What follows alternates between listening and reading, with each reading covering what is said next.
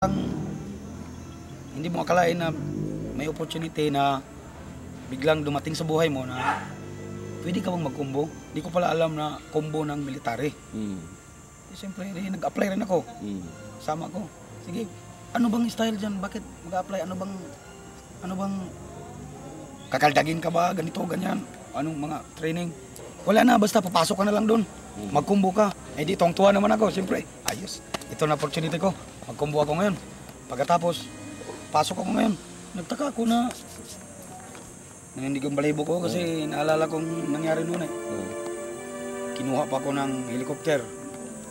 Ihatid ako dito sa Light Armor Division. Okay, hatid-hatid ako ng helicopter.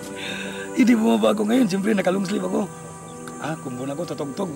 Hindi ko pala akalain na magti-training pala. Eh siyempre, wala akong ensayo, wala akong takbo, wala. Siyempre, sigarilyo ako, inom. Pagdating pala dito, may training pala, kinalbo kami. Ano ito? Siyempre, naalala ko. Sana din ako pumasok. Ganito pala nangyari sa akin. Titinda na sana ako ng tao. Pero hindi ko pala alam na yung pinasok ko pala, doon magsisimula ang karir ko sa buhay ko. Gumanda ang buhay ko. Nagkaroon ako ng magandang asawa. Tulog. Hindi pero. Tapos, ayun, masaya. Ang magulang ko mahirap lang. Kasi nanay ko lang ang bumubuhay sa amin. Pumunta ako sa Maynila, sir. Nag-apply po ako ng trabaho pero wala akong makita, sir. Yung nabalitaan ko po, sir, sa Army Engineer, mayroon pong recruitment. Nag-apply po ako, sir. Saka pumasa po. Pumasa ka? Oo. Nag-aral po rin ako ng college. Yun nga lang, dahil sa medyo mahirap lang po yung pamilya namin, hindi po kaya ng magulang ko natustusan yung pag-aaral ko. Minsan na parang nung nag-ROTC kami noon, napasyal kami sa isang malaking kampo ng military. Parang naano ako sa nung isang sundalo. Sabi ko, ang ganda siguro ng sundalo. Parang naengganyo ako. At saka kahit nung bata pa ako, parang malapit ang ko sa sundalo. Parang sabi ko, balang araw magsusundalo. One time po, nakakita ako ng babae. Kauna-unahan kong nakakita ng babae nakasakay ng simba. Parang sabi ko, gusto kong mapak dyan. Bata pa ako noon, pero hindi ko in-expect talaga na dito din talaga ang tatahakin ko. Kasi criminology po ako. Yung na-compare yung isip ko, saan ba ako? So binalikan ko yung bakit ako nagkaroon ng interest na gusto kong gusto kong sumakay ng ano ba yung uniform nila. So nakita ko ito. Nakita ko sa ROTC na ganitong suot, sabi ko ito na. Bilang criminology ako, may ROTC. So pinagsabay ko yung dalawa, yung advance. Sabi ko, paunahan na lang to. Kung hindi ako makapasa sa sa board exam ng criminology, ididiretso ko yung advance ko ng ROTC. So advance ako hanggang dito. Pangarap kong maging katulad nung nakasakay sa Noong nag-training pa ako, hirap na hirap, talagang hirap. Pero nung civilian ako, hirap na hirap, masyadong mahirap. Talagang gumagapang sa lupa. Kumbaga para kaming uod. Sa totoo lang yung mga magulang ko, nakagisnan ko sa mga magulang ko, kumakain kami ng kanin na may halong saging. Kumakain kami ng kanin na hinaluan ng kamuting kahoy. Para lang madagdagan yung kanin na pagkain namin. Yung papa ko, pupunta pa sa ilog, mamana siya para may pang-ulam lang. Minsan walang asin. Kaya yun nga, masabi ko, parang satisfied na rin ako sa trabaho ko na bilang sundalo. Kahit mahirap man, kinakaya ko. Pinipilit ko dahil sanay na rin ako sa hirap nung civilian pa ako. Marami palang sundalo ang galing sa mahirap, Lolo? Oo. Kaya alam ng karaniwang sundalo, ang damdamin ng mahihirap. Kaya hindi rin totoo yung sinasabi nilang galit ang sundalo sa mahihirap na tao. Lo, paano nagiging sundalo? Kahit sino pwede?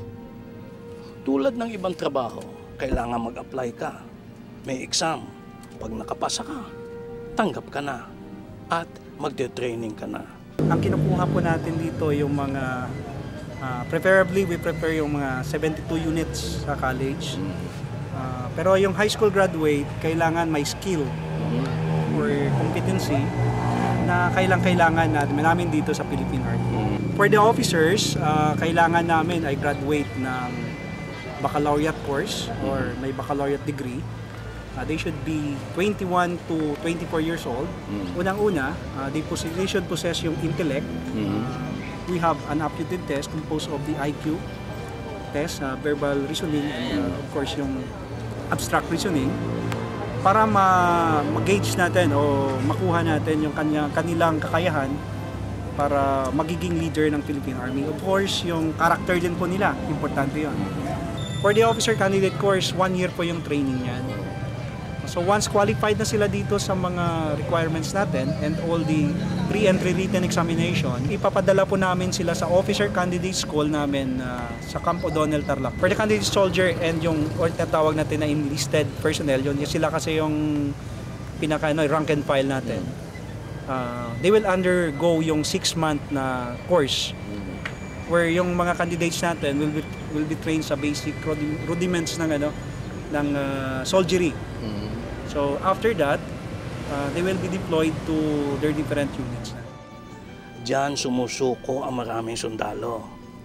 Ang pagbabago sa buhay sibilyan doon sa buhay sundalo. Anong pagbabago po? Ang sibilyan, kahit anong oras niya gustong gumising at matulog, pwede. Kahit anong oras niya gustong kumain at umuwi sa bahay, pwede.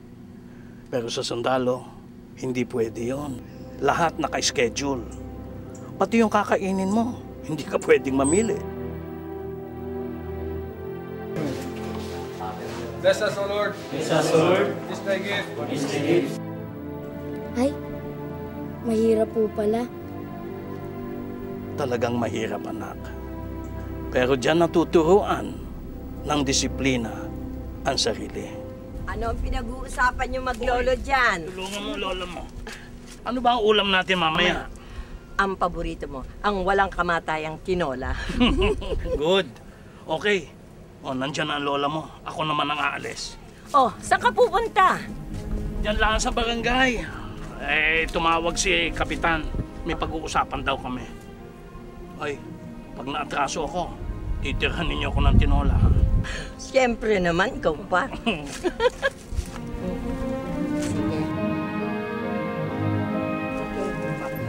Ingat.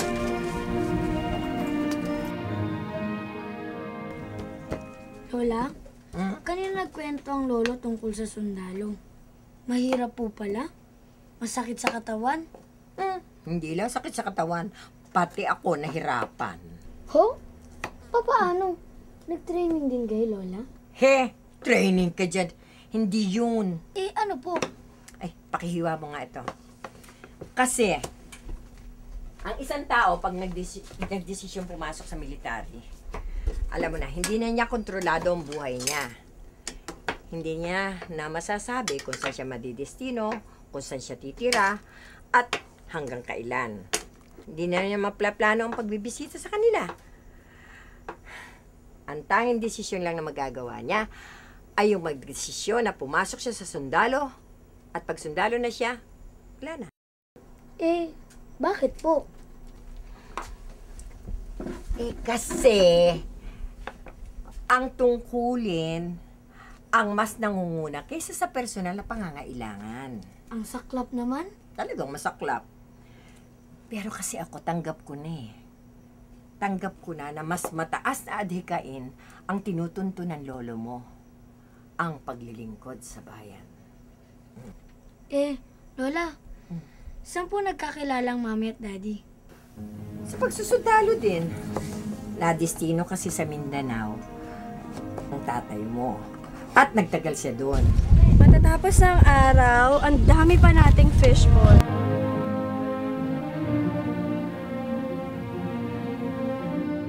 Fishball, sir. Miss, ang fishball mo ba ay kasing sarap ng iyong mga ngiti? Sus, kapal naman ang mambolang isang to. Ang sabi mo, miss? Sabi namin, sir, mukhang bago kayo dito. Di kasi kayo pamilyar eh. Oo, last week lang kami dito. Sarge, maganda pala dito sa Zamboanga. Para tayong nasala.